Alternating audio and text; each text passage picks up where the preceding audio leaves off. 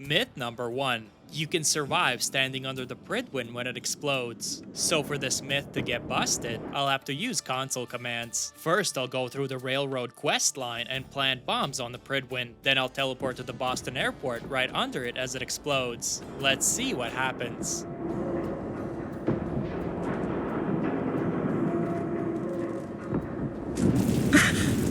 So you can survive the initial impact, but the fire afterwards will start causing damage, so you have to quickly get out of there, or you'll die. Despite the fire, I'm going to call this myth confirmed. You can survive standing under the Pridwin when it explodes. Myth number 2. There's a secret random encounter with Kellogg. Occasionally, Reddit posts will pop up claiming that Kellogg randomly appears in the Commonwealth, stalking the sole survivor. Curious, I dug through Fallout 4's game files to see if there was some sort of unknown encounter with him. And yes, there actually is a random encounter called REC KMK MQ202. It was supposed to trigger after completing the Dangerous Minds quest at one of the random encounter locations. In this encounter, you would hallucinate being attacked by one or multiple Kellogg's. After defeating him, the hallucinations would vanish, like there was nothing there in the first place. It seems that Kellogg was intended to haunt you long after killing him at Fort Hagen. You can destroy a vertibird by landing on it with power armor. I've got my power armor and jetpack ready. Now I'll summon a vertibird and see if I can land on top of it and destroy it. Oh, I went right through it. I also tried jumping on the vertibird parked at the Cambridge police station, but sadly nothing happened. So, myth busted. You can survive the Institute explosion while being inside it. So I'm going to try and survive the massive explosion of the Institute, the one we usually witness from afar, at top of the mass fusion building. However, I won't actually be inside the Institute itself, because nothing actually happens within that cell. Instead, I'll trigger the detonation and position myself directly in front of the CIT building, which sits above the Institute and its reactor. Let's see if I can survive the blast.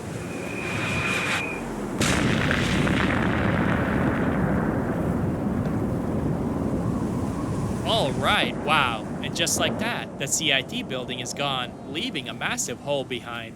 I'm taking a lot of radiation damage, so I need to get out of here, but I did survive the explosion itself while being inside it, so myth confirmed. Apparently, you can use power armor as an indestructible shield. I've got a fully repaired Brotherhood of Steel power armor at 100%, and I'm fully healed up too. So here's the plan. I'm going to exit the power armor and see if it can protect me from a super mutant suicider. Let's play!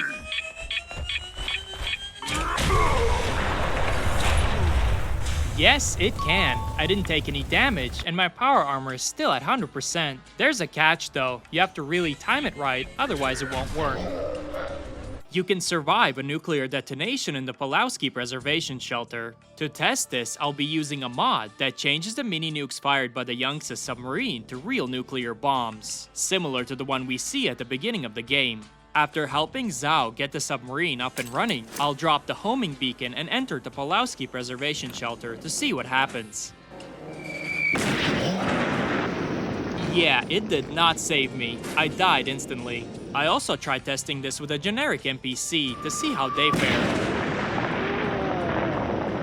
And yeah, the same result. You can't survive a real nuclear detonation in the Pulowski Preservation Shelter, which explains why there are so many skeletal remains found in these things. You can block bullets while holding a dead character's body in front of you. To properly test if this is true, I placed a turret in a small room, and I'm going to use this dead raider to hide behind. The reason I chose a turret is because when holding a body in front of you, NPCs in the game treat it as cover, often trying to find a better angle to shoot at you. Since the turret can't move, it allows me to see if its bullets can penetrate the raider's body and hit me.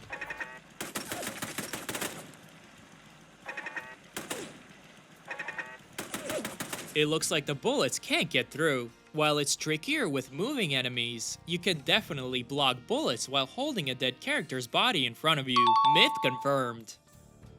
Sentry bots will start walking if you blow out their wheels. Usually, we see these monstrous machines rolling around all over the place, with hostile ones being able to quickly close the distance between you and them with increased speed. But what happens if you target their wheels? Will it immobilize them and turn them into sitting ducks?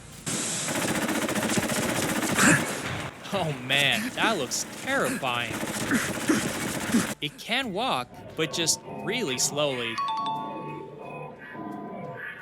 Putting a trash can on a settler's head will make them invincible. Supposedly, if you put one of these trash cans on a settler's head, it will act as invincible armor for them. I did try shooting them, and the trash can does seem to block bullets. But let's see what happens in an actual fight. I'll spawn in a couple of super mutants and see if the settlers can take them out without dying. I also disabled the essential status for all NPCs in the game.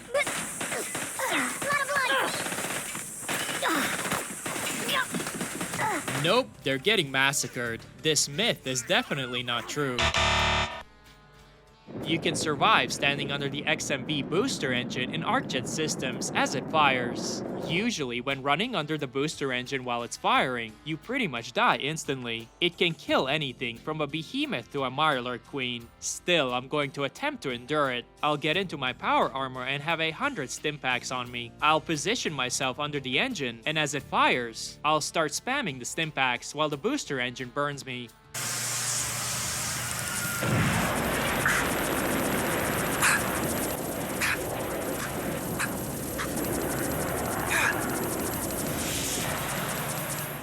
Yeah, I did it! It was close, but you can survive standing under the booster engine as it fires. You can block and derail the roller coaster in Nuka Galaxy by placing heavy objects on its track. To test this, I placed various large objects, cars, boxcars, and even a boat, directly on the roller coaster's track. Let's see if they can derail the rocket and stop the ride. Here we go! Okay, it went through the car. Can the bus stop it? Quantum speed! Nope, passed straight through. Now for the last big obstacle. And the ride keeps going. It seems the rocket can just pass through anything. Myth busted. A child can sometimes enter your power armor and turn into an abomination. So this myth claims that if you leave your power armor unattended with a fusion core inside, a child will sometimes be tempted to climb in, which will transform them into some sort of monstrosity. I'm going to leave my power armor around Donnie on the pier and see if he's curious enough to get inside. Here he goes.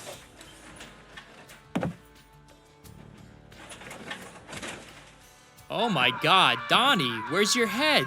What is this thing? I can't believe it, but it's actually true. If a child gets into your power armor, they turn into some sort of abomination. Dear God, poor Donnie. You can throw junk into the molten metal and walk over it to get the heavy incinerator. In Sagas Ironworks, there's a heavy incinerator hanging in a partially tipped over crucible filled with molten metal. If you try jumping into it to get it, you'll die instantly. But what if I throw a bunch of junk into the crucible to fill it up? Can I walk over it and grab the weapon? First, I tried filling the crucible with a bunch of bowling balls, basketballs, and giddy-up buttercup torsos. No luck, I still died. Then I tried using fully assembled buttercup toy horses, and well, you can kind of get it if you stand on top of them from the outside. Nice. But if you move too far inside, you'll still die, so I guess you can. Kind of. Rad roaches can give birth during combat. There are claims out there that some rad roaches can give birth to smaller baby rad roaches during combat. One of these rad roaches can supposedly be encountered during the Gauntlet in Nuka-World, the death trap built by Nuka-World raiders. The roach will spawn in the area being filled with gas. Oh, that's a big one.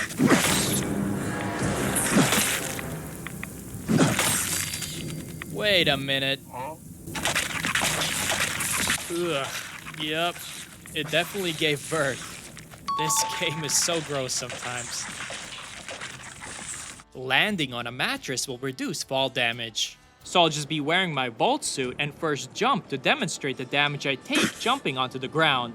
Now I'll jump onto a mattress from the same height.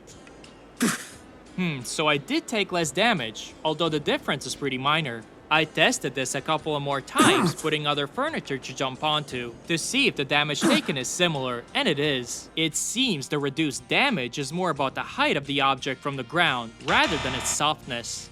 You can block all of Behemoth's melee attacks without taking a single point of damage with your bare hands. Let's try it.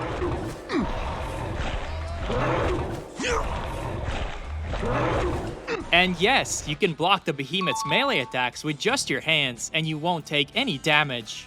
You can sprint forever with no AP cost if your endurance is over 20. To test this, I'm going to boost my endurance above 20 using a combination of items and perks. I'll begin with 10 special points in endurance, buy the champion's left arm from Lucas Miller, and the Black Ops chest piece from Deb in Bunker Hill. Equip a green shirt and combat boots with the Sea Captain's hat, take the solar powered perk, pick up the endurance bobblehead, and lastly, I'll get the Scav magazine in the Nuka-World DLC titled That No Caps Rage. This magazine gives a +3 strength and +3 endurance bonus if you have fewer than 100 caps. Now that we have everything, let's see if we can sprint without our AP going down.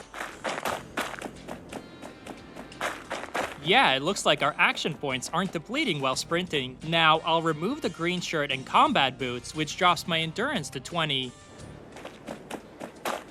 And there it is, the AP starts going down as we sprint. So indeed, you can sprint forever as long as your endurance is over 20. Myth confirmed. You can climb walls using cones and other miscellaneous objects. To do this, you need to grab a cone or any other miscellaneous object with a large enough surface area and position yourself against the wall while holding it. Once you're in place, jump on top of the object and walk backwards into the wall. And yeah, there you go. You can scale pretty much any wall like this, as long as the surface is smooth. The Nuka Express monorail can kill you if you stand in front of it. Since the monorail hangs from the track instead of riding on it, the only place I can test this is at the Nuka station. To do this, I'll use the Force Enable Player Controls console command and teleport myself to the station. Then I'll stand directly in the path of the monorail as it enters the station.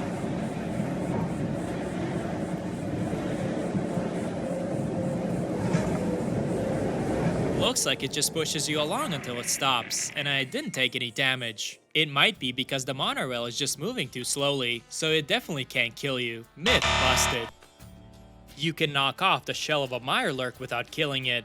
To try to achieve this, I will be using explosive weapons, specifically the Spray and Pray legendary submachine gun. Let's see if I can knock off its shell without killing it.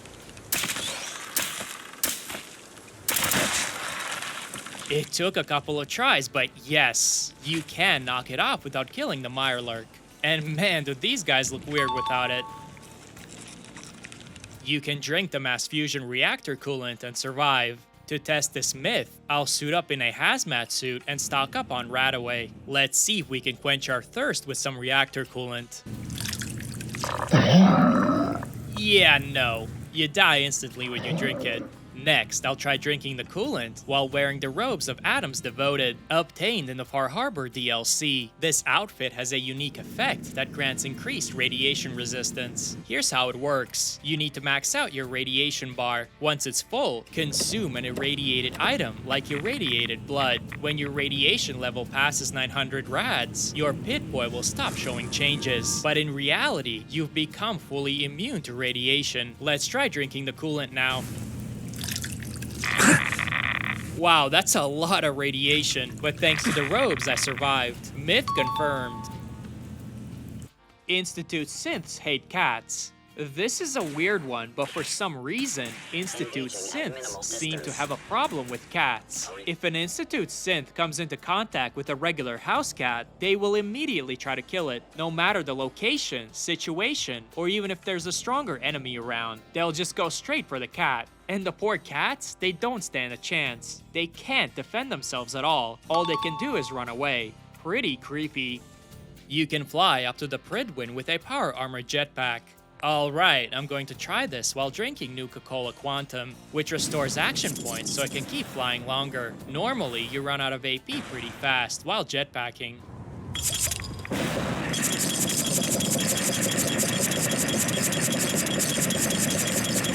But No, it seems like you just hit an invisible ceiling before you can get there. Next, I'll try to get up to the airport control tower and jump from there. I'll have to use the wall sliding glitch and pop some Ultra Jet to slow time while I make the jump.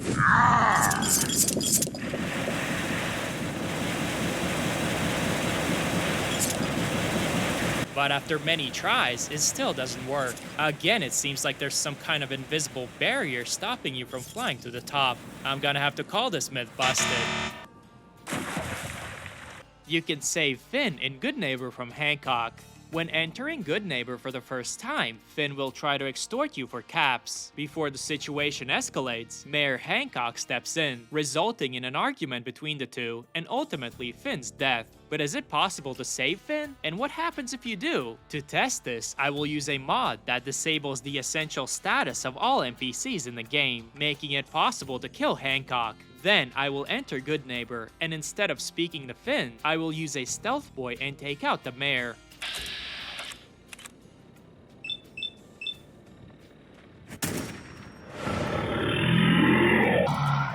Now I'll wait till Fahrenheit calms down and stops searching for me.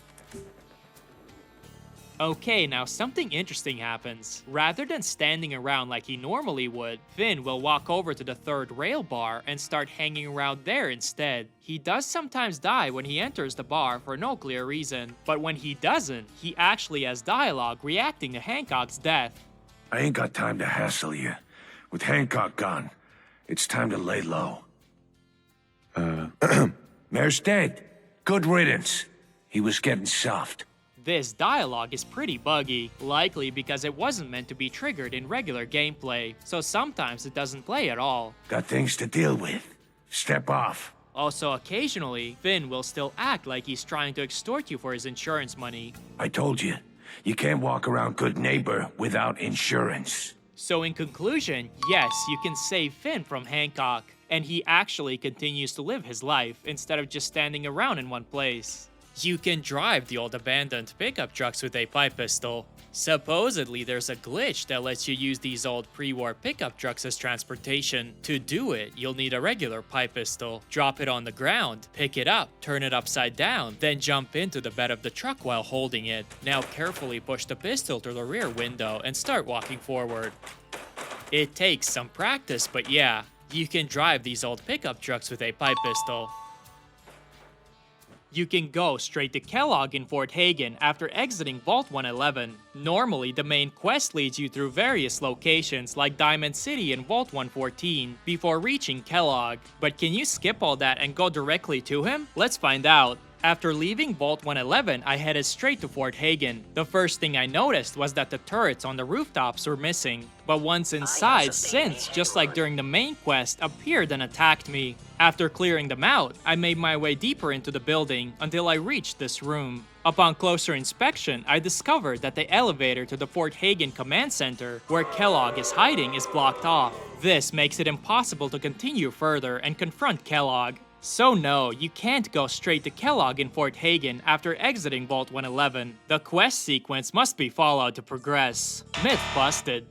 Fallout and the Elder Scrolls share the same universe. Many fans throughout the years have speculated that Fallout and the Elder Scrolls might share the same universe. Let's dive into this theory and see if there's any truth to it. In Fallout 4 on the Prydwen, there's an interesting clue in the research area that has sparked this speculation. You can find some mysterious glowing plants which, according to one of the terminals there, are named Experimental NRT-001 or Ninroot, a very familiar plant from the Elder Scrolls series. Apparently, Brotherhood scouts discovered this experimental plant along a riverbed. This has led many fans to believe that both game series are set in the same universe. However, in 2017, Pete Hines, then Bethesda's VP of Marketing, addressed this theory in an interview with GameSpot. He said, "I haven't the foggiest notion how anybody could make the leap that they are in fact part of the same thing. We made the Elder Scrolls, and a completely different developer and publisher came up with Fallout, which we then acquired. I don't think there's any universe in which those universes are in the same universe. That's not a thing." So despite the intriguing Ninroot Easter egg, it looks like Fallout and the Elder Scrolls don't share the same universe. You can die by running into an abandoned car. Apparently, one of the biggest hidden killers in Fallout 4 are the stationary abandoned cars littering the Commonwealth. For some reason, supposedly running into them can cause an instant death. To test this, I ran into multiple cars scattered across the map, and after a couple of attempts, I actually died from simply bumping into one. It doesn't happen every time, but it's clear that these seemingly harmless abandoned vehicles can unexpectedly turn lethal. Myth confirmed. You can have Travis follow you forever if you leave his quest hanging. During the Confidence Man's side quest, given to you by Vadim in Diamond City, Travis will temporarily join you as a follower during the second part of the quest to help fight the raiders in Beantown Brewery. If you abandon the quest at this point, Travis will remain in your party indefinitely, essentially becoming a secondary companion. He's marked as essential, so he can't be killed. To test this myth, I decided to see how far Travis could go with me. I completed the main quest with Travis tagging along, and he followed me everywhere from the Pridwin to the Institute, and even to Nuka-World and Far Harbor. He stayed with me throughout the side quest as well, so it seems you can keep Travis as a companion for as long as you leave his quest unfinished. Myth confirmed. Proctor Ingram has legs. Usually we see Proctor Ingram stuck in a power armor frame because she lost her legs during a conflict with one of the super mutant clans back in the Capital Wasteland. But is she really missing her legs? To test this, I'll use a console command to force Ingram out of her power armor. Let's see what happens. Well, turns out Ingram has been playing us all for fools. She does have legs. Using a scope, you can hack robots from a distance. There are old videos out there showing people hacking robots from a distance using a scope, as long as you have the robotics expert perk. Usually you have to get really close to hack them, so this would be a super useful trick. During my testing though, it doesn't seem to work anymore. I maxed out the robotics expert perk and tried different scopes, but nothing. After looking through some old forum posts, it turns out that this was a bug that Bethesda patched shortly after Fallout 4's release, and unfortunately you can't get it to work anymore. So I guess this one's busted now. A bag of fertilizer can kill you if it falls on your head. To test this one, I built a structure in Sanctuary and placed a bag of fertilizer on top, right on the edge. Now I'll stand underneath it and use a fragmentation grenade to make it fall. Wow, yup, a bag of fertilizer can indeed kill you if it falls on your head. Myth confirmed. Ghosts will sometimes use the weight bench in your settlement. This myth is a bit out there, but apparently there are ghosts in the game that will sometimes use the weight bench that you can build if you have the Vault-Tec Workshop DLC. To test this, I built a weight bench in one of my settlements, then fast traveled away, waited for a couple of days, and returned to check. I figured the best time to check would be around 3 AM at night. What the? It's moving by itself. What is going on here? The settlers are all asleep and no one is using it. It's just moving on its own. Yikes, well I guess ghosts do exist in Fallout 4, and apparently they like to work out. You can survive the nucleus explosion while being inside the facility. The way I'm going to try to survive the explosion first is by maxing out my health and wearing the best power armor in the game. As you can see, I have pretty good damage resistance, and I've selected certain perks that should enhance my survivability. I also stocked up on Stimpaks and Radaway. Alright, let's see if I can survive the explosion. Damn, I died. Next, I tried running into the Nucleus Command Center, which is technically a separate cell from the naval facility. Let's see if I survive in here. Nope, still died. The explosion affects this area too. I even increased my health using console commands, but it seems like it's just an automatic death no matter what. So no, you can't survive the explosion. You can survive flying in the USS Constitution. After helping Ironsides and his crew repair the ship's systems, there's a rumor that you can actually stay aboard and survive the USS Constitution's flight. Let's see if that holds true. I've completed all the repairs, and the ship is ready for takeoff. Now, you can't just stand on the deck. Supposedly, to survive, you have to go inside the ship while it's flying, then exit once it crashes into the building. We did it! Victory at last! Helm reports we are a quarter fathom closer to the Standing Atlantic. down. By my calculations, Hey, it worked! I'm still alive. Only now, I'm stuck on top of a skyscraper. Luck affects special Vault-Tec lunchbox loot. These special Vault-Tec lunchboxes, when opened, spawn a random item and become collectible. They can give you anything from junk to consumables, but sometimes they spawn rare collectible robot models. What I want to test is whether your luck stat affects how often or how quickly these models appear. First, I'll try with my luck stat at 8. Each time I reloaded my quick save, the reward was randomly generated. Then, I boosted my luck to 59 using the Party Boy perk and a lot of, party drinks. I saved and kept reloading my quick save to see if I'd get the models more frequently. But no, the lunchbox still generates the loot randomly with the same frequency, just like before. Myth busted. You can use harpoons from the harpoon gun to launch characters like a trebuchet. This is a fun one. If you have the harpoon gun from the Far Harbor DLC and a bunch of harpoons, you can create a kind of makeshift trebuchet to launch characters around. Here's how. First, drop a fat man on the ground. Then shoot harpoons into the front of it, stacking them so they extend outward and get longer and longer. Next, pick up the fat man. If the harpoons stay attached while you're moving it, the setup worked. Now, let's try launching a behemoth with this contraption. Yeah, it worked! You can fling around characters in your settlement, or pretty much any creature in the Commonwealth. Heavier items do more damage than lighter items when shot out of the junk jet. I'm going to test whether heavier items do more damage when fired from the junk jet. First, I'll shoot a super mutant with a bowling ball, which has a carry weight of 8. Then I'll use a stack of pre-war money, which has 0 carry weight. Alright, bowling ball first. Now, I'll reload my save and shoot the super mutant with the pre-war money stack. Well, it looks like it did the same amount of damage. It doesn't seem to matter how heavy the junk item is. Myth busted. You can trap feral ghouls in the Pulowski Preservation Shelter. To see if this one's true, I'm going to spawn a feral ghoul and see if I can trick it into lunging into a Pulowski Preservation Shelter, then quickly shut the door on it. Alright, is it going to open it? Ah no, it can open it and escape. What the hell? You automatically contract the mole rat disease if your companion gets bitten by an infected mole rat. During the Hole in the Wall side quest in Vault 81, getting bit by any of the infected mole rats will cause you to contract the mole rat disease, permanently reducing your health by 10. But get this, even if you avoid the mole rats yourself, if your companion gets bit, you'll still catch the disease. As you can see, I'm standing on top of this generator, while McCready is dealing with the mole rats, and I don't have the disease yet. Now, if McCready gets bit, there it is, I get the disease too. In fact, even if you don't have any companions during this quest, activating the Securitron to help clear out the mole rats will also lead you to contract the disease if it gets bit. Probably a good detail to know.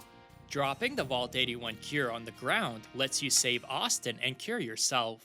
Supposedly, if you drop the Vault 81 cure you get from Curie on the ground while talking to Dr. Forsyth during the Hole in the Wall quest, you will be able to give him the cure while not actually giving it, basically tricking the game. So let me talk to Forsyth, then carefully open my Pit-Boy, drop the cure, and I'll continue to conversate to see if I can still give him the cure. No, the dialogue options change. I tried this multiple times, but unless I'm missing something, it seems that the dialogue option will change depending on whether or not the cure is in your inventory, and the game can pick up on that. So this myth is busted. You can open up barred doors with splash damage in Fallout 4. According to some players, you can open barred doors by jumping while inside power armor. To verify this, I'm at the Boston Police rationing site, and I'm going to jump in front of the barred door. Would you look at that, it opened up. Nice. This method appears to work primarily with the specific lock though, not with those secured with chains. If you kill any of the disguised deacons, he will die permanently in the game. For those who don't know, before meeting Deacon at the railroad headquarters, he can actually be found stalking you in 4 different locations. In Bunker Hill, disguised as a regular trader, in Diamond City as a security guard, in Good Neighbor as a drifter, and in the Memory Den while using one of the loungers. Since he is set as unkillable, I will disable his essential status and start by taking him out in Bunker Hill. Now, let's see if he appears in Diamond City. Keep in mind that I haven't visited the city yet. Oh, he's still alive. Alright, I'll kill this one too. Let's head to Good Neighbor now. It looks like it doesn't matter if you kill him in other locations, he will still appear. So I decided to do one last test and take out both the Drifter version and the one in the Memory Lounger to see if he would still show up at the old church. And you are? Deacon, where have you been? You're having a party. What gives with my invitation? And yes, he does. So unfortunately, killing Deacon while he's disguised will not remove him from the game permanently. You can bypass the gauntlet in the Nuka-World DLC. Some players claim that you don't have to go through the gauntlet at the start of the Nuka-World DLC. To skip it, all you need to do is take the Nuka Express, and when you arrive at the Nuka station, just before entering the gauntlet itself, there's going to be a chained red door. You can open it by interacting with the chain through a crack in the door, and voila, you're in Nuka-World. However, bypassing the gauntlet does mess with the main quest. For example, Gage won't be found anywhere, and you can start certain side quests, but you can't complete them. Same with Open Season. You can start it and kill all of the raider leaders, but you can't turn in the quest to Mackenzie. She'll just stand there frozen. To fix this, you need to enter the shack behind the Nuka-Cola car arena. There will be a locked door with a novice lock, but as long as you have a bobby pin, you should be fine. Then go through the last stretch of the gauntlet and enter the Cola Car Arena. This will fix the main quest and allow you to progress through the DLC as normal. Brotherhood scribes will die if they stand on the walkway during Liberty Prime's startup. When starting up Liberty Prime in the Ad Victorium quest, he will break the walkway in front of him. But what if there are still Brotherhood scribes on it? Will they just disappear, or are they set as essential? Let's find out. So there are 3 scribes just kinda hanging out in front of Prime's head, completely unaware of what's about to happen. Okay, I'll start up Liberty Prime. System analysis. All systems nominal. Weapons hot. Mission. The destruction of any and Oh my all god, they all died. communists. Prime just doesn't care. You can free the Brahmin trapped on the 2nd floor. For those who don't know, there's a random Brahmin stuck on the 2nd floor of a partially destroyed house near Long Niklakowski's cannery. She can't walk down the stairs, and I guess it's too high for her to jump. So she's basically stuck living up there forever. I'm going to see if I can free her using the old harpoons in a bucket technique. Here's how it works. Grab a bucket, place it on the ground, and shoot harpoons all around it. For some reason, if you pick it up and push it against a character, it lets you move them. Now I'm going to push her and... there we go, she's free. Go on, little Brahmin, you're free. You can see the Ticonderoga safe house from Ticonderoga safe house. Some players claim you can spot a low poly version of the Ticonderoga safe house in Fallout 4 while you're actually inside it, looking out through the window. Let's check it out and see if it's true. First, we'll head to the Ticonderoga safe house and find a window with a view towards the northeast. And that does look like a low poly version of the same building. To get a better view, I'm going to use console commands to move closer to the building. We'll see if it really matches the safe house. Indeed, that definitely appears to be the Ticonderoga safe house. Myth confirmed. The salvaged Assaultron head can shoot through multiple enemies. Next, I'm going to test whether the salvaged Assaultron head from the Automatron DLC can shoot through multiple enemies. To test this, I've lined up 6 ghouls, standing behind one another. I'm gonna charge this baby up. Let's see if we can take them all out. Only the first one died. Let's try again. Yeah, it looks like it can shoot through and kill multiple enemies. Billy Peabody will react to his parents dying. This one might sound a little confusing, but it's said that if you disable the essential status of Billy's parents, Carol and Matt, they can die during their battle with Bullet. Supposedly, Billy will react if either or both of his parents are killed. To test this, I removed their essential status and let the fight play out, and sure enough, if they both died, Billy had a reaction. I don't care what happens to me anymore. My mom and dad are both dead. He would also react if only one of the parents died. I miss my mom. Why did she have to die like that? Hi there. My dad gets killed just after I find him? It's not fair. His parents also have reactions if one of them dies. At least Matt got to see his son before he died. Excuse me. Billy misses his mom. It was pretty hard on him seeing her die like that. So in conclusion, yes, Billy Peabody does react to his parents dying. A sugar bombs box can stop bullets. I'm going to test whether a sugar bombs box can actually stop a bullet. To do this, I'll place the box in front of an NPC and see if I can shoot through it to injure or kill the NPC. First, I'll shoot a flare to see if it passes through the box.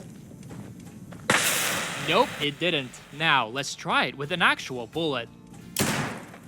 Again, the bullet didn't go through. I tried this a few more times, and every single time the box stopped the bullet. So it looks like the sugar bombs box can indeed stop bullets. Myth confirmed. You can stomp on rad roaches. I didn't actually know this, but if you go into third person, unarmed, and press the attack button, then wait for your character to fully finish the animation before attacking again, they'll actually stomp on the rad roaches, instead of just punching. You can't spam the attack though. If you do, the stomp won't fully play out. It sort of cancels itself from what I've seen. I spawned like 20 rad roaches in Vault 111 and just kept stomping away. It definitely works. You can destroy a flying vertibird with a Deathclaw using the World Series baseball bat. For those who don't know, the 2076 World Series baseball bat has a unique effect that sends enemies flying into the air. With this bat, I'm going to attempt to launch a Deathclaw directly at a Brotherhood vertibird to see if the flying Deathclaw can destroy it. Alright, here we go. Let me try that again. I reduced the vertibird's health to see if that would help me destroy it. Nope, the Deathclaw just flies right through the vertibird. I really wanted to make this myth work, but sadly, this one's busted. You can meet Virgil early by going to his cave right out of the vault. I'm going to grab some Radaway in a hazmat suit, make my way through the glowing sea, and enter Virgil's cave. He's not here, even though his robot is present, and his terminal entries can be accessed. Virgil himself doesn't appear. I waited multiple days, entered and exited the cave several times, and even searched around the area and in the crater of Adam, but still nothing. I also tried going there just before starting the glowing sea quest, but he still doesn't show up, so looks like you can't meet him early. You can use harpoons to climb walls. For this experiment, I'm going to build a wall and see if I can scale it by shooting harpoons into it with my harpoon gun. Alright, let's give it a try. I'll shoot some harpoons and attempt to climb all the way to the top. Nice, it worked! You can indeed use harpoons to climb walls. Myth confirmed.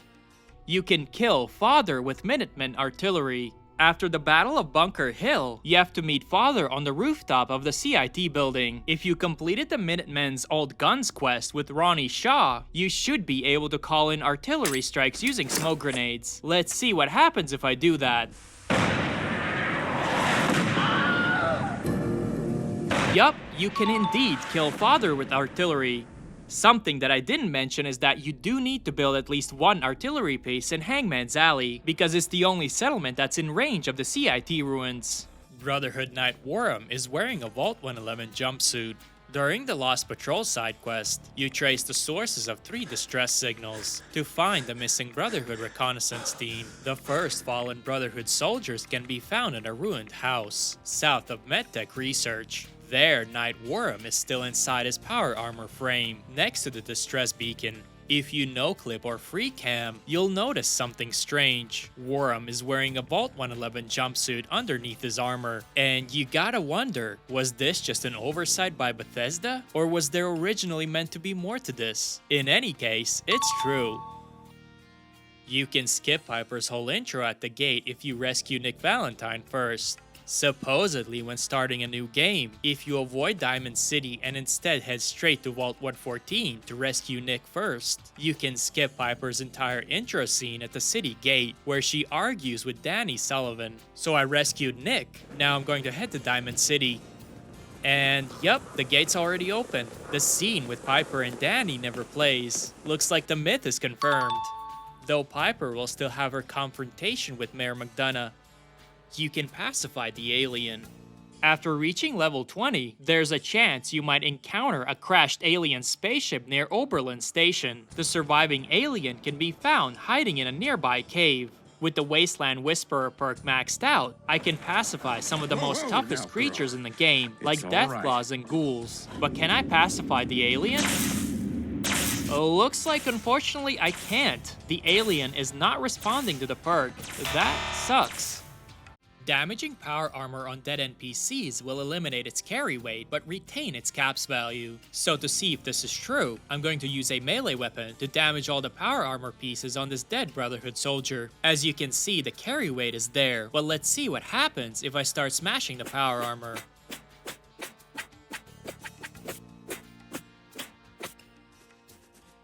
Yup, there we go. The carry weight drops to 0, but the caps value of the pieces remain unchanged. You can survive the Moonshiner's Shack explosion. Located between Gunner Plaza, Milton General Hospital, and Hyde Park, there's a shack that explodes if you approach it. Since in regular gameplay, you can't get close enough to actually be affected by the explosion, I'll use the TCL console command to get inside the shack before it blows up. Now, let's enable collision again. Wow. Well, now we know that the explosion can actually kill you. Next, I'll put on some armor and see if it's enough for me to survive.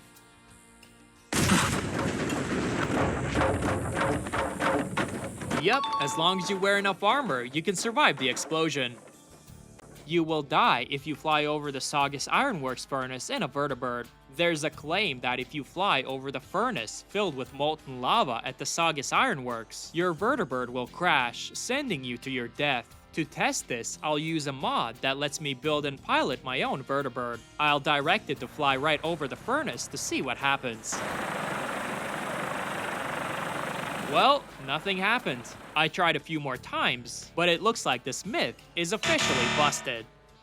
Gas canisters will explode if you shoot them while they're underwater. Normally, when you shoot gas canisters, they burst into flames. But what happens if you throw them in the water and then shoot them? Nice, they do explode. Cool. The solar powered perk doesn't work indoors even with direct sunlight. To test this one, I'll head to Cambridge Polymer Labs while it's clear and sunny out to see if the solar powered perk works indoors. I've got rank 3 of the perk, so being in sunlight should slowly heal my radiation damage and regenerate my health. It stopped healing me, and my extra strength and endurance bonuses disappeared as well. Let me go back outside again. Yup, it's working again. But indoors? Nothing. So even if there is sunlight in the building, the perk doesn't activate.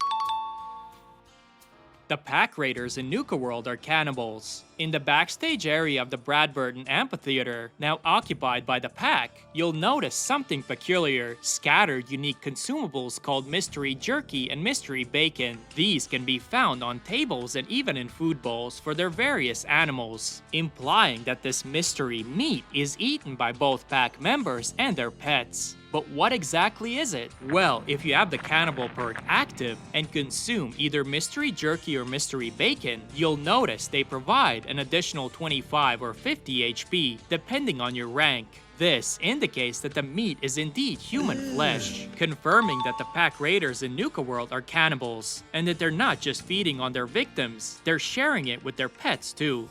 You can crash elevators by overloading them with Brotherhood soldiers and power armor. I'm just gonna pick a random elevator in the Commonwealth and spawn in as many Brotherhood soldiers and power armor as I can fit. Okay, now I'm gonna push the button. Going down. Alright, we're not crashing. I also tried the same thing in Vault 81's elevator, but that one's also unaffected by how many people in power armor are riding it. So, myth busted. Getting shot by railway spikes adds them to your inventory. I'll take out my railway rifle, and first make sure I have no railway spikes in my inventory. Then I'll make this Protectron hostile, so it starts shooting me with the railway spikes. Ouch, look at that. Some of the spikes do get added to my inventory. I guess that's one way to collect them. You don't need any items or caps to join the Pillars of the Community. I'm sure most people know this already, but the Pillars of the Community is a small cult based in the Charles View Amphitheater, led by a guy who tries to scam you into giving up all your belongings in order to join. But what happens if I have nothing on me? Not even a pit boy. Can I still join? Just go ahead and give me everything you own, and I'll initiate you as a first-level Pillar of the Community. Here, this is everything I have. Oh, you're really going to... welcome. You've made a brave step into a bright future. You're now officially a Pillar of the Community. Yes, I can. Sweet. You can kill John Caleb Bradburton without pulling the power switch in the Nuka-World DLC. In the quest Cappy in a Haystack, Bradburton, the inventor of Nuka-Cola, asks you to shut down the machine that's keeping him alive. But is it possible to just kill him using regular weapons? I first tried using the alien blaster, then Adam's Judgment Super Sledge, a rocket launcher, and finally the Fat Man.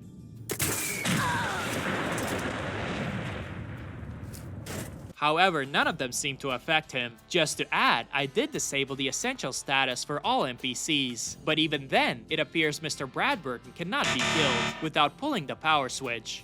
You can survive living on an isolated barge in survival mode. To test this, I placed my level 1 character on a barge near the Spectacle Island, with the rules that I couldn't leave or swim to gather resources. I could only use what was available on and around the barge. So there's a gourd, an empty bottle, some radax, and wild tar berries growing in the water. That's about it. I tried surviving by sleeping for 24 hours at a time, drinking irradiated water when thirsty, and eating the tar berries. Unfortunately, the tar berries only regrow once a week, which isn't enough to keep me from starving. But so basically, I ended up living like an NPC, sleeping, drinking water, and waiting for the next batch of tar berries to grow. After around 10 in-game weeks, I finally died from a combination of radiation, hunger, and disease. However, if you level up and unlock perks like lead belly and radiation resistance, you can live on the barge indefinitely. While you'll still starve, any damage taken from that can be healed by drinking water, and lead belly will prevent radiation damage. So, under the right conditions, you can survive living on an isolated barge in survival mode. Trashcan Carla is an Institute informant. There's a rumor going around that Trashcan Carla, the junk hoarding caravan merchant from Bunker Hill, is actually an Institute informant. Let's dig into this and see if it's true. Got plenty to sell if you're interested. Trashcan Carla seems like a regular trader, but is there more to her story? We can actually find out about Institute informants by checking a terminal inside the Synth Retention Bureau. So there's Cricket, Tommy, and Trashcan Carla. Myth confirmed. Other informants on the list include Doc Weathers, AJ, Morawski, Lucas Miller, and Henry Cook. You can shoot off AC units on buildings. Supposedly, you can shoot off air conditioning units from buildings. Let's see if that's actually true. Alright, I got a clear shot at an AC unit. Let's take a few shots and see what happens. Yup, it's true, the AC unit falls off. Codsworth notices if you change your appearance after exiting Vault 111. Apparently, if you change your character's appearance between the prologue and meeting Codsworth again in Sanctuary after exiting Vault 111, Codsworth will mention your new look. So I started a new game, changed my appearance before exiting the vault, and... No, he doesn't say anything. I also ran quickly to Diamond City before talking to him to use the barber and then went back to Sanctuary. Yo, the dialogue options changed. Codsworth, you're looking good for a robot that survived an atomic war. Well, I have picked up a few minor scratches and, dare I say, stains. but all in all, the inner workings are top-notch. And I see you've taken up a new look. I take it the missus approves? So Cosworth does react to your look, but only after changing your hairstyle out in the Commonwealth, not in the vault. You can hack the racing robots and lead them around the wasteland in Fallout 4. In order to test this, first I need to clear out Easy City Downs from all the raiders and triggermen. With them out of the way, I also need a robotics expert perk to hack the robots. Now I'll try hacking the lead iBot that's racing ahead of all the other robots. Nice, it worked. Now let's command him and see what happens. Over here. Okay, he's following orders, and they all follow him. You could just have them run around the whole map. Myth confirmed. You can survive a vertibird crash if you're wearing power armor. Normally, when the vertibird you're flying in gets shot down, it explodes and kills you along with it. But what happens if you're wearing power armor? To test this, I hopped into my power armor and flew around the behemoth at Fort Strong, who pelts the vertibird with rocks. Let's see if I can survive the crash.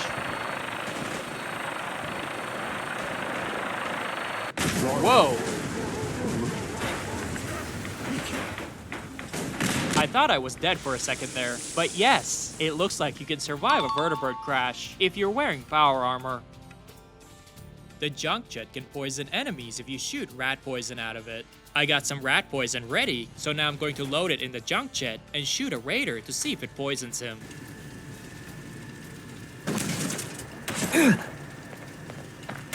Doesn't seem like it.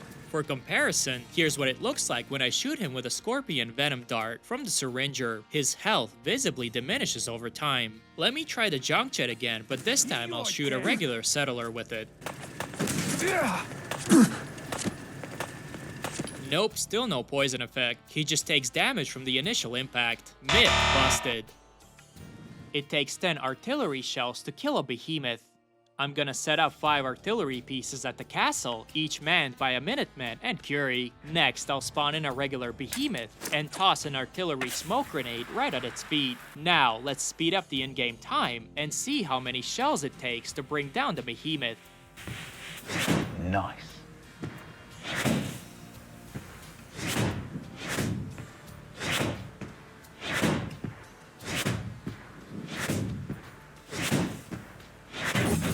And there it is, 10 shells, myth confirmed. You won't take damage from fragmentation grenades underwater. To test this, I'm going to throw a frag grenade into the water and quickly dive in right after it, making sure I'm fully submerged when it explodes. Nope, you still take damage, even while underwater. The Vault-Tec rep can die during his travels to Sanctuary Hills. After meeting your old buddy at the Hotel Rexford, you can convince him to join you in Sanctuary, but supposedly he can die during his travel there. Let's follow him and see if that's true. Oh, wow, that was quick. I can't believe it. For some reason, I always thought he was essential. Poor guy. You can move immovable objects with the body of a Protectron. Here's a dead Protectron. Let's try to move this car. Normally, you can't budge this on your own. I'll hold the Protectron in front of me and push it against the car. Oh, look at that. It's actually moving. I can also knock over these barrier posts. It doesn't always work though. This old rusted car isn't budging at all. So while it doesn't work on every object, you can indeed move some typically immovable objects using the body of a Protectron. So I'll say this myth is confirmed. Power armor protects you from molten metal. Let's see if power armor can protect me from molten metal. I'll run into the tipped over crucible and... nope, instant death. What about the one outside? I'll try jumping in and yikes, definitely not surviving that either. But there is actually a way. If you obtain and install the flame-resistant power armor leg mod on Raider power armor, like the one found in Saugus Ironworks, you can walk in molten metal without dying. Pretty cool. The Thirst Zapper in the Nuka-World DLC can heal painted feral ghouls. There's another myth out there claiming that if you shoot painted feral ghouls, mostly found in Kitty Kingdom, with the Thirst Zapper, their health will regenerate. So here's a painted ghoul with half its health gone. Now I'm going to shoot it a couple of times with the Thirst Zapper.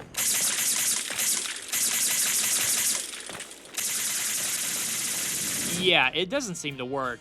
I even tried modifying the Thirst Zapper using the Project Cobalt schematics, which allows me to use special Nuka-Cola, Cherry, and Quantum ammo, but that didn't heal the ghouls either, so I think this one's busted.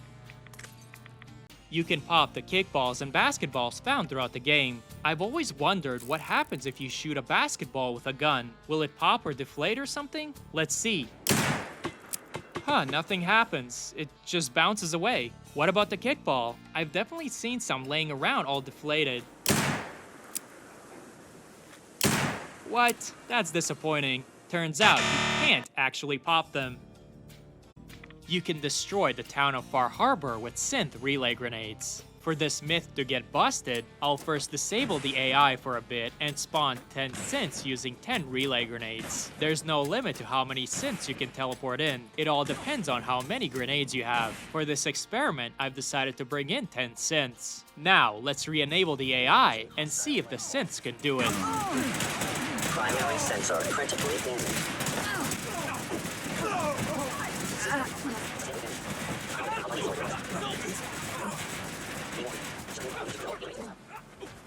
No life signs detected. Wow, they did it! Turns out you only need 10 first-gen synths to take out Far Harbor.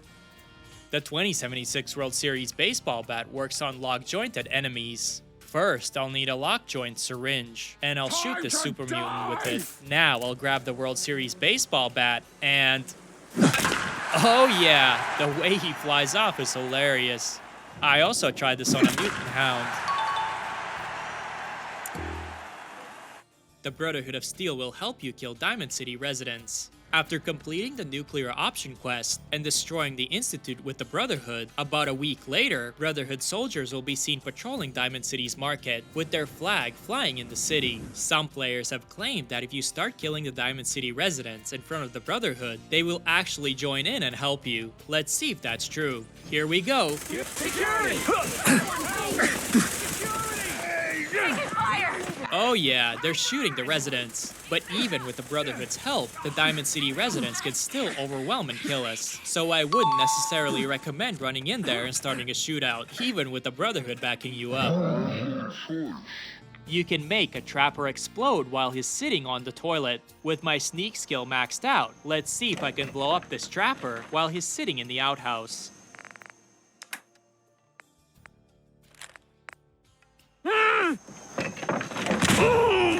Ooh, I don't know what he ate, but whatever it was sure explosive. The Soul Survivor is a synth. Some players believe the Soul Survivor is actually a synth. One of the biggest reasons is that you're able to use VATS in Vault 111 before you have a Pit-Boy. In the Institute, there's even a terminal entry suggesting that third-generation synths are capable of using VATS, or something similar without needing a Pit-Boy. But there's also solid evidence against this theory. For example, Max Loken suggests that synths are immune to diseases. Imagine what you could accomplish if you could live without fear of hunger or disease. Yet the Soul Survivor can catch diseases, such as the mole rat disease in Vault 81, and other illnesses in survival mode. And on top of that, if you decide to turn against the Institute, they don't use a shutdown code or override to stop you, something they do quite often with other rogue synths. Plus, if you side with the Institute, it's hard to believe they'd let a synth take command and lead the whole thing. So while it's a fun myth, the evidence seems to lean towards it not being true. Myth busted. You can enter Good Neighbor by jumping in from above. Alright, I'm going to position myself on the Mass Fusion building and try to jump into Good Neighbor. No power armor, just a leap of faith. If this doesn't work, I'm done. Hey, hold up there. Nice, it actually worked. You can enter Good Neighbor this way. Pretty cool. Shooting a Molotov cocktail mid-air makes it explode like a regular fragmentation grenade. Alright, I got a Molotov cocktail ready. Now I'm going to try to shoot it with my unique Deliverer pistol.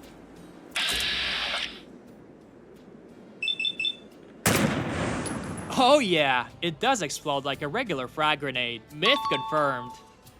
The Mother of the Fog is a real person, not a mythical entity. Some players believe the Mother of the Fog is actually just a regular person, masquerading as something greater. During the visions in the Fog quest, you follow her ghostly figure through the mist, but once the vision ends, she disappears permanently. What's interesting is that out on the island, you can come across camps with notes seemingly written by her, repeating lines she says during the vision. Even more suspicious, stealth boys are found next to the letters. If she were a godly being, why would she need stealth boy tech? So, is she real? Definitely. Is she a divine figure? Definitely not. She's just a stealth-wielding zealot, keeping the illusion alive. Myth confirmed. You can stun Deathclaws with the stun baton. The stun baton usually stuns and immobilizes human enemies. But what about a Deathclaw? After all, it's in a whole different league. Can it be stunned too? Yup, it actually works. The stun baton can immobilize them too, making it a surprisingly useful weapon if you're running a melee build. You can kill the fish in Far Harbor. I'm not sure if many players notice, but there are actual fish swimming in the water in Far Harbor. So I want to test if you can kill them, and maybe even add them to your inventory. First, I'll try with my 10mm pistol.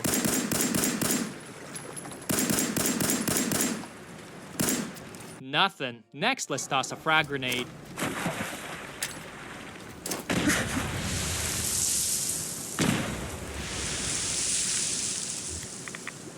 Nope, still alive. Okay, how about a mini nuke?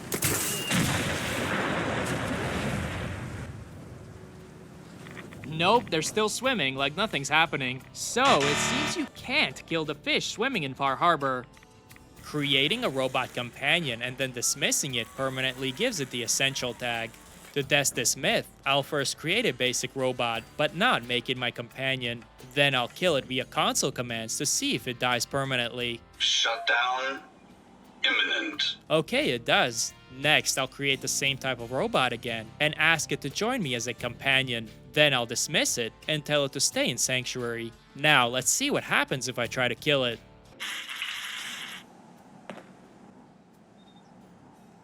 A pleasure to see you again, sir. It has become essential. Nice. This is a pretty good way to protect your settlements.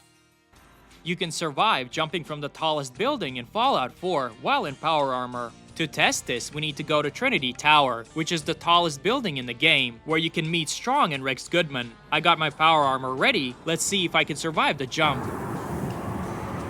Come on, come on, come on. Oh, God!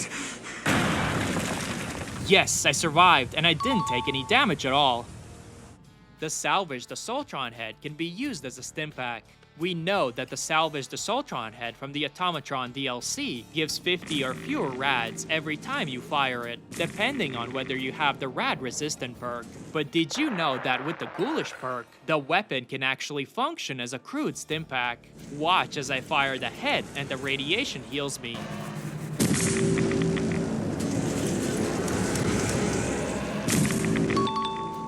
Another interesting feature of this weapon is that you can throw grenades while the Assaultron head is equipped, and it will still cause radiation damage without you needing to fire it. You can shoot down the Pridwin when it arrives in the Commonwealth. After finishing the Reunion's main quest and dealing with Kellogg, you'll witness the Brotherhood's airship, the Pridwin, arriving in the Commonwealth. But is it possible to shoot it down right there and then? I've got a couple of rockets ready. Let's see if I can blow it up. We are the Brotherhood of Steel. The rockets went straight through it. I don't think I can actually damage it at all. It seems like it's more of a ghost ship flying through the air until it docks at the airport. So you definitely can't. You can sleep in the tents found in the Far Harbor DLC. I didn't know this until researching for this video, but you can actually sleep in these tents found around the island. A pretty useful thing to know, especially if you're playing on survival mode. These two tents are located at the National Park campground, but there are a few others spread across the island. You can kill Kellogg with just your fists at level 1.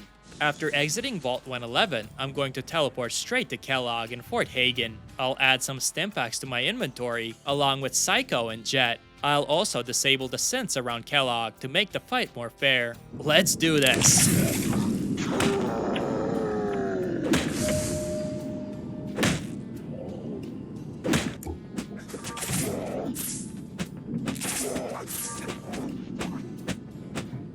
it's actually working. Come here, you.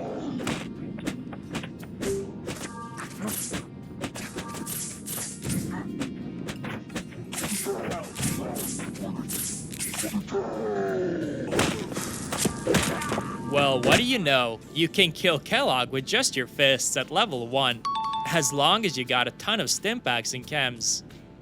You can help Z247 Courser in Green Tech Genetics. Apparently, you can assist the Courser you track down during the Hunter Hunted quest at Green Tech Genetics by helping him recall Jenny, the runaway synth. To do this, avoid initiating dialogue with the Courser. Instead, as soon as you enter the room, quickly run to the red toolbox under the stairs and grab the password for the locked security door where Jenny is hiding. This will trigger a special scene between the two synths. K-198, your little adventure is over. It's time to go home. No, please. You don't have to do this. Relax. You won't feel a thing. K-198. Recall code. Stop. I'm begging Stratus. you. Don't do this.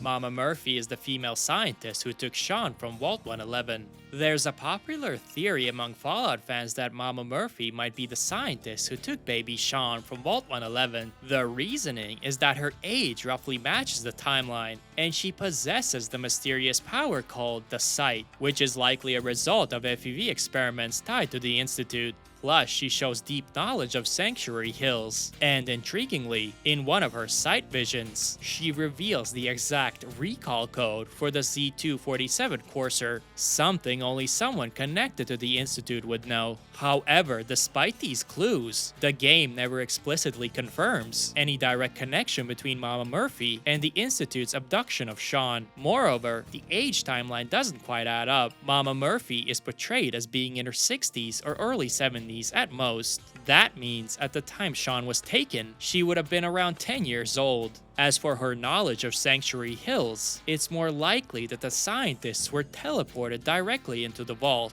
instead of just walking there, because after all, the sole survivor has to open the main door from the inside before the elevator, after awakening. So, while the theory is interesting, the evidence doesn't fully support Mama Murphy being the scientist who took Sean, so I'm gonna say this myth is busted.